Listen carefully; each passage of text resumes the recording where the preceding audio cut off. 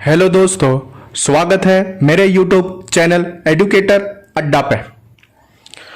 आज हम web method का न्यूमेरिकल सॉल्व करेंगे।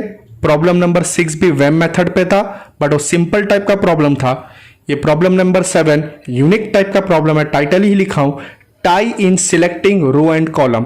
कभी कभार ऐसा होता है कि रो की जो पेनल्टी रहती है और कॉलम की पेनल्टी रहती है, उसके अंदर मैक्सिमम नंबर एक से ज्यादा होता है। मैक्सिमम नंबर एक भी हो सकता है, दो भी हो सकता है। एक है तो ठीक है, कोई बात नहीं, डायरेक्टली सिलेक्ट कर सकते हो। बट अगर टाई हो गया, दो है, तीन है, तो उस टाइम कौन सी मेथड का इस्तेमाल करना है और कौन सी बात का ध्यान रखना है, वो इस न्यूमेरिकल के अंदर कवर करेंगे।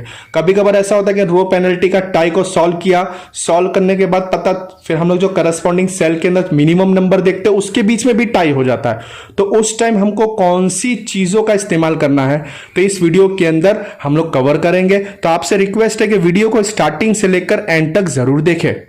तो स्टार्ट करते हैं। क्वेश्चन लिखा है कि time selecting row and column, solve the following problem for BFS basic feasible solution by using web method Vogel's approximation method. तो हमारे क्वेश्चन के अंदर, जब हमारे एग्जाम के अंदर जब क्वेश्चन पूछा जाएगा, उसके अंदर सिर्फ सप्लाई और डिमांड तक का ही टेबल दिया जाएगा। ये कॉलम पेनल्टी वाला टेबल और रो पेनल्टी वाला टेबल हम लोग को सोल्यूशन के अंदर बनाना पड़ेगा एक्स्ट्रा।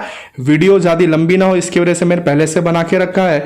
और आप लोग को ध्यान से देखना है कि किस तरीके से टाई हो जाए तो उस टाइम हम लोग कैसे सॉल्व करना है, उसके बारे में हम लोग डिस्कस करने वाले हैं। तो सबसे पहले ट्रांसपोर्टेशन प्रॉब्लम के अंदर हम लोग चेक करते हैं कि डिमांड और सप्लाई दोनों इक्वल है कि नहीं। डिमांड की क्वांटिटी और सप्लाई की क्वांटिटी अगर इक्वल है कि नहीं। अगर इक्वल है तो बैलेंस्ड टाइप ट्रांसपोर्टेशन प्रॉब्लम है, कोई टेंशन नहीं, डायरेक्टली एलोकेशन करना स्टार्ट करना है। और अगर इक्वल नहीं है, उसको अनबैलेंस्ड टाइप ट्रांसपोर्टेशन प्रॉब्लम कहा जाता है। उसको पहले बैलेंस्ड में कन्वर्ट करना पड़ता है। तो सप्लाई और डिमांड की क्वांटिटी, अगर सपोज करता हूं सप्लाई की क्वांटिटी कम है डिमांड से, तो हमें डमी रो ऐड करना पड़ेगा बैलेंस करने के लिए। इसी तरह अगर डिमांड की क्वांटिटी सप्लाई से कम है, तो हमें डमी कॉलम ऐड करना पड़ेगा बैलेंस्ड करने के लिए। तो इस तरीके से हम लोग कोई भी अनबैलेंस्ड टाइप न्यूमेरिकल रहेगा तो उसको बैलेंस कन्वर्ट कर सकते हैं with the help of adding row, मतलब डमी रो या फिर डमी कॉलम ऐड करके हम लोग कन्वर्ट कर सकते हैं। तो चेक करते हैं कि डिमांड और सप्लाई की वैल्यू इक्वल है कि नहीं। तो मैं सप्लाई को टोटल करता हूं तो 40 + 20 60 होता है। 60 20 80, 80 और 20 100। तो सप्लाई की क्वांटिटी कितनी दी हुई है? 100 दी हुई है। इसी तरह डिमांड की क्वांटिटी चेक करता हूं तो 20 + 40 60, 60 + 30 कितना होता है? 90, 90 और 10 100। तो मतलब डिमांड की वैल्यू और सप्लाई की वैल्यू दोनों इक्वल है। दोनों इक्वल है, इसका मतलब ये बैलेंस्ड टाइप ट्रांसपोर्टेशन प्रॉब्लम दिया हुआ है। और ये बैलेंस्ड टाइप ट्रांसपोर्टेशन प्रॉब्लम है, तो इसका मतलब हम लोग को डायरेक्टली एलोकेशन स्टार्ट करना है। वेब मेथड है, तो वेब मेथड के अंदर एलोकेशन कैसे करते हैं? सबसे पहले पेनल्टी लेते हैं। तो पेनल्टी किस तरीके से लेते हैं? सबसे पहले हम लोग रो में चेक करते हैं, तो दो मिनिमम नंबर का माइनस कर दो। दो मिनिमम नंबर को डिफरेंस लेते हैं, दो मिनिमम नंबर का डिफरेंस लेते हैं। तो हम लोग चेक करते हैं यहाँ पे दो मिनिमम नंबर कौन सा है। तो यहाँ पे देख रहा दो मिनिमम नंबर 1 1 है, तो 1 - 1 कितना होगा? 0। पहला पेनल्टी 0 पहले वाले रो के लिए। दूसरे वाले रो के लिए दो मिनिमम नंबर 2 और 1 है, तो 2 - 1 कितना पेनल्टी आ जाएगा? 1 आ जाएगा। इसी तरह थर्ड वाले रो की बात करेंगे तो इसके अंदर मिनिमम नंबर, दो मिनिमम नंबर 4 और 2 है, तो 4 - 2 कितना हो जाएगा? 2 बच जाएगा। इसी तरह फोर्थ रो के लिए मिनिमम नंबर 5 और 3 है, तो 5 - 3 कितना हो जाएगा? 2 हो जाएगा। इसी तरह हम लोग ने रो की पेनल्टी ले ली।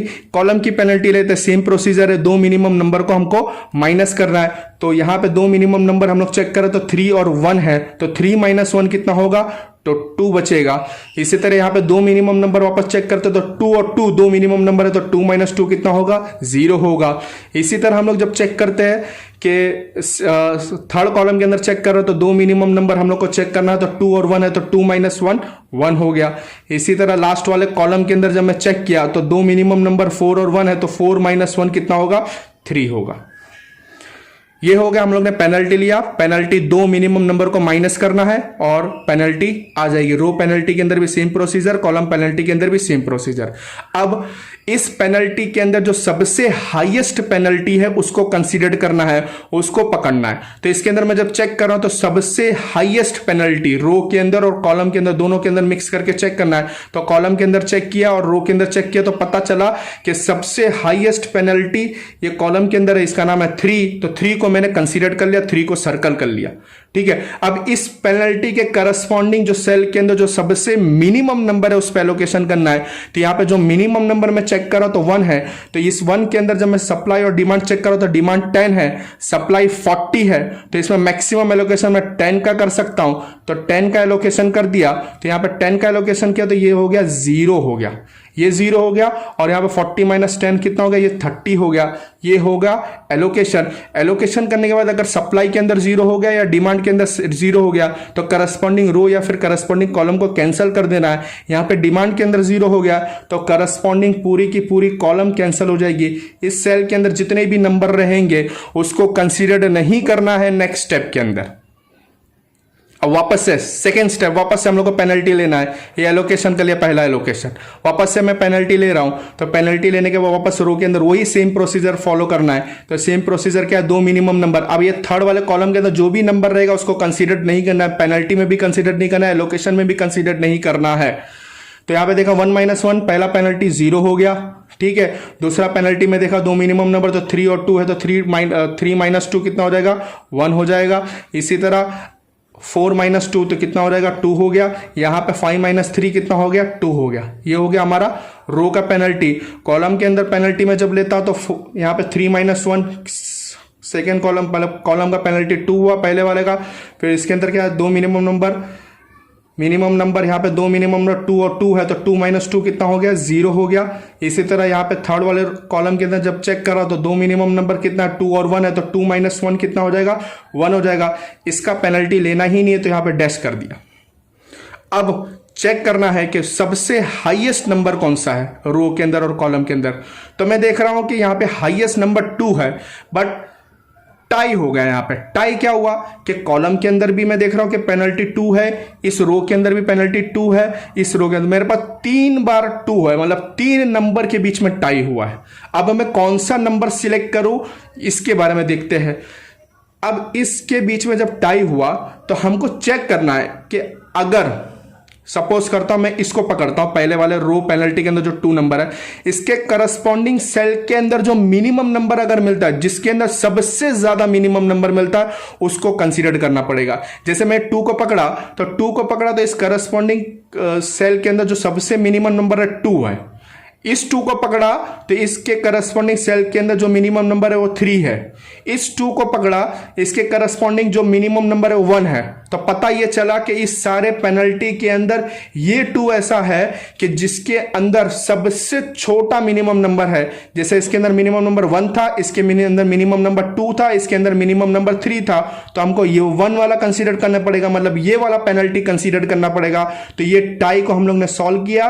किस तरीके से सॉल्व किया, हम लोग ने चेक किया कि करस्पॉन्डिंग सेल के अंदर जो सबसे मिनिमम नंबर होगा उसको सिलेक्ट करना था। तो इसको मैंने सिलेक्ट कर लिया। सिलेक्ट करने के बाद हम लोग ने इसको सिलेक्ट किया। अब इस पे एलोकेशन कर देते हैं। इस पे जब एलोकेशन करना होगा तो यहां पे देखा सप्लाई 20, यहां पे डिमांड 20 है, तो इसके अंदर मैक्सिमम मैं 20 का एलोकेशन कर सकता हूं। जब मैंने इसका एलोकेशन 20 का करा तो ये भी 0 हो गया था, ये भी 0 हो गया था। अब दोनों 0 हो गया तो कोई बात नहीं, दोनों को कैंसिल कर देना। ये करस्पॉन्डिंग रो भी कैंसिल कर दिया, मैं इसको कंसीडर नहीं करूंगा। इसी तरह मैंने करस्पॉन्डिंग कॉलम भी कैंसिल कर दिया, इसको मैं कंसीडर नहीं करूंगा। अब सिर्फ और सिर्फ ये बचे हुए नंबर को मैं कंसीडर करूंगा। अब बचे हुए नंबर के अंदर पहला वाला पेनल्टी तो आएगा नहीं, तो कैंसिल कर दिया। दूसरे के अंदर पेनल्टी 3 माइनस 2 1 बचेगा। इसी तरह तीसरे वाले के अंदर पेनल्टी 5 माइनस 2 3 बचेगा। इसी तरह इसके अंदर पेनल्टी 6 माइनस 3 तो 3 बच गया। इसी तरह ये कॉलम के अंदर पहला पेनल्टी तो आएगा नहीं, दूसरे के अंदर चेक किया तो क्या हो जाएगा, 3 माइनस 2 तो 1 बचेगा। इसी तरह यहां पे जब मैं चेक किया तो यहां पे 2 मिनिमम नंबर 5 माइनस 2 तो 3 बचेगा, और ये पेनल्टी लूंगा नहीं। वापस से मैं क्या देख रहा हूं कि जब हाईएस्ट नंबर जब मेरे को कंसीडर करना है रो और कॉलम पेनल्टी और रो पेनल्टी के अंदर, तो हाईएस्ट नंबर 3 है। तो क्या देख रहा हूं, यहां पे भी 3 है, यहां पे भी 3 है, यहां पे भी 3 है। वापस से 3 नंबर के बीच में टाई हो गया। अब रूल्स क्या है कि हमको चेक करना है कि कौन सा सेल के अंदर कौन सा पेनल्टी के करस्पॉन्डिंग सेल में मिनिमम नंबर है। तो मैंने ये 3 को पकड़ा, तो इसके करस्पॉन्डिंग सेल के अंदर मिनिमम नंबर 2 है, कोई बात नहीं। ये 3 को पकड़ा, तो ये 3 को जब कंसीडर किया तो इसके करस्पॉन्डिंग सेल के अंदर नंबर 3 है। ये 3 को जब पकड़ा तो इसके करस्पॉन्डिंग सेल के नंबर 2 है। मतलब पता क्या चला, 2 2 3 अब वापस से टाई हो गया। कैसे टाई हुआ? पहले तो ये पेनल्टी के अंदर टाई हुआ, तो टाई करने का जो सॉल्व करने का तरीका था कि भाई करस्पॉन्डिंग सेल के नंबर को देख लो, जो मिनिमम होगा वो चेक करना है। तो ये 3 तो आ ही नहीं सकता क्योंकि इसका करस्पॉन्डिंग मिनिमम नंबर 3 है, बट ये 3 का करस्पॉन्डिंग मिनिमम नंबर 2 है, ये 3 का करस्पॉन्डिंग मिनिमम नंबर 2 है, इधर भी 2 है, इधर भी 2 है। अब क्या करें? अब सेल के अंदर भी टाई हो गया। अब जब सेल के अंदर भी टाई हो गया तो उस सेल को हमको कंसीडर करना है जिस सेल के ऊपर मैं मैक्सिमम एलोकेशन कर सकता हूं। तो मैं क्या करता हूं, सबसे पहले मैं चेक कर लेता हूं, ओरली चेक कर लेता हूं। अगर मैंने ये पेनल्टी को कंसीडर करता हूं जिसका करस्पॉन्डिंग सेल नंबर 2 है, तो इसके अंदर मैं मैक्सिमम एलोकेशन कितना कर सकता हूं? डिमांड 40 का है और सप्लाई 20 का, तो इसमें मैं मैक्सिमम एलोकेशन 20 का ही कर सकता हूं। ठीक है, अगर मैं ये 2 को पकड़ता हूं तो इधर देख रहा हूं कि डिमांड 30 का है, सप्लाई 30 का, इसमें मैक्सिमम एलोकेशन 30 का कर सकता हूं। तो जिस पे मैक्सिमम एलोकेशन कर सकता हूं उसको वो सेल वालों को मेरे को पकड़ना है। वापस से रिपीट कर देता हूं, पेनल्टी चेक किया तो पेनल्टी के अंदर टाई हो गया था। तो रूल्स क्या है कि पेनल्टी के करस्पॉन्डिंग सेल के अंदर चेक करना है, जो सेल का नंबर जो सबसे छोटा होगा उसको कंसीडर करना है। तो यहां पे जब मैं चेक किया तो 2 छोटे नंबर मिले, इसके भी 2 था, इसके ये पेनल्टी का भी 2 था। अब इस 2 के बीच में, ये सेल के नंबर के बीच में उस नंबर को सिलेक्ट करना है जिसपे मैं मैक्सिमम एलोकेशन कर सकता हूं। तो इसको पकड़ा तो इसमें मैक्सिमम एलोकेशन 20 का कर सकता था, इसको पकड़ा तो इस पे मैक्सिमम एलोकेशन 30 का कर सकता। तो मैं ये पेनल्टी को पकड़ूंगा, ये पेनल्टी को मैंने सर्कल कर लिया क्योंकि इसमें मैक्सिमम एलोकेशन कर सकता हूं। तो इसको एलोकेशन करता हूं, यहां पे कितने का कर सकता हूं? 30 का कर सकता हूं, 30 लिख दिया। अब ये 30 लिखा तो ये भी 0 हो गया, ये भी 0 हो गया। तो रूल्स के हिसाब से जो भी 0 हुआ उसको कैंसिल करना है। तो मैं क्या करता हूं, करस्पॉन्डिंग कॉलम पूरा कैंसिल कर देता हूं, इसी तरह करस्पॉन्डिंग रो भी कैंसिल कर देता हूं। अब सिर्फ और सिर्फ 2 ही नंबर बचे, तो पेनल्टी लेने की कोई जरूरत नहीं, डायरेक्टली एलोकेशन कर दो इस 2 के ऊपर, इस 2 पे, या फिर पेनल्टी लेके भी एलोकेशन करना है तो भी कर सकते हैं। हाईएस्ट नंबर पे एलोकेशन करना पड़ेगा। इस 2 के, ये 3 के ऊपर मैं कितने का एलोकेशन कर सकता हूं, क्योंकि इसमें अगर पेनल्टी लूंगा तो पेनल्टी भी लेके दिखा देता, कोई बात। इसका पेनल्टी ले नहीं सकते, इसका पेनल्टी कितना होगा? 3 - 2 कितना होगा? 3 - 2 1 बचेगा। इसका पेनल्टी ले नहीं सकते, इसका पेनल्टी ले नहीं सकते, इसका पेनल्टी नहीं लेना है, सेकंड रो का भी पेनल्टी नहीं लेना है। इसका पेनल्टी एक ही नंबर तो 2 ही आएगा, इसका पेनल्टी कितना आएगा? 3 आएगा। हाईएस्ट नंबर कौन सा है पूरे पेनल्टी के अंदर? 3 है, इसको सर्कल कर लिया। इसका करस्पॉन्डिंग मिनिमम नंबर क्या? एक ही नंबर है, तो डायरेक्ट इस पे ही एलोकेशन करना पड़ेगा। तो इस पे जब एलोकेशन करना तो 3 के ऊपर डिमांड चेक किया तो 40 का है, सप्लाई 20 का है, मैक्सिमम एलोकेशन 20 का कर सकता, 20 लिख दिया मैंने। एलोकेशन 20 लिखने के बाद इसके अंदर कितना बचेगा? 20 बचेगा। इसके अंदर कितना बचेगा? 0 बचेगा। इसको कैंसिल करना है। कैंसिल करने, अभी कैंसिल करो नहीं करो, कैंसिल करने का जो मकसद है कि हमको ये पता चले कि इसको कंसीडर नहीं करना। अब एक ही नंबर बचा है तो डायरेक्टली एलोकेशन कर देते हैं। इस नंबर के अंदर 2 है, तो यहाँ पे सप्लाई में देख रहा हूँ कि 20 है, डिमांड में भी 20 बचा है, तो डायरेक्टली एलोकेशन कर दिया 20 का। ये भी 0 हो गया और ये भी 0 हो गया।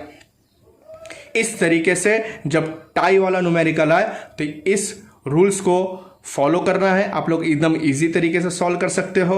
अब जब एलोकेशन कर लिया है तो एलोकेशन करने के बाद हम लोग को ट्रांसपोर्टेशन कॉस्ट फाइंड करना रहता है, जिसको हम लोग टोटल कॉस्ट भी कहते हैं। टोटल कॉस्ट फाइंड करने का जो तरीका है, जिस सेल के ऊपर एलोकेशन हुआ है उसको मल्टीप्लाई करना है, प्लस दूसरे वाले सेल के साथ प्लस करते जाना है। तो पहला वाला एलोकेशन है 1 × 20, तो 1 × 20 कर दिया।